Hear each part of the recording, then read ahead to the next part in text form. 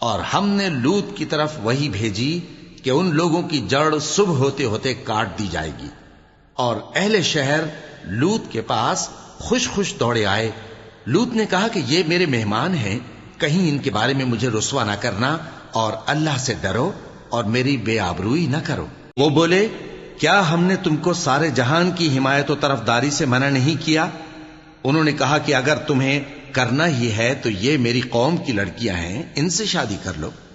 اے نبی، تمہاری جان کی قسم وہ اپنی مستی میں مدہوش ہو رہے تھے، سو ان کو سورج نکلتے نکلتے چنگھاڑ نے آ پکڑا، اور ہم نے ان بستیوں کو الٹ کر نیچے اوپر کر دیا اور ان پر کھنگر کی پتھریاں برسائیں۔ بے شک اس قصے میں اہل فراست کے لیے نشانی ہے، اور وہ بستیاں اب تک شام جانے والے سیدھے رستے پر موجود ہیں۔ بے شک اس میں ایمان لانے والوں کے لیے نشانی ہے۔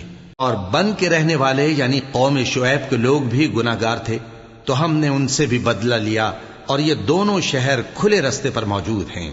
اور وادی ہجر کے رہنے والوں نے بھی پیغمبروں کی تکذیب کی، ہم نے ان کو اپنی نشانیاں دیں اور وہ ان سے منہ پھیرتے رہے، اور وہ پہاڑوں کو تراش تراش کر گھر بناتے تھے کہ امن و اطمینان سے رہیں گے۔ آخر زوردار آواز نے ان کو صبح ہوتے ہوتے آ پکڑا، اور جو کام وہ کرتے تھے وہ ان کے کچھ بھی کام نہ آئے۔ اور ہم نے آسمانوں اور زمین کو اور جو مخلوقات ان میں ہے سب کو تدبیر کے ساتھ پیدا کیا ہے، اور قیامت تو ضرور آ کر رہے گی، تو تم ان لوگوں سے اچھی طرح سے درگزر کرو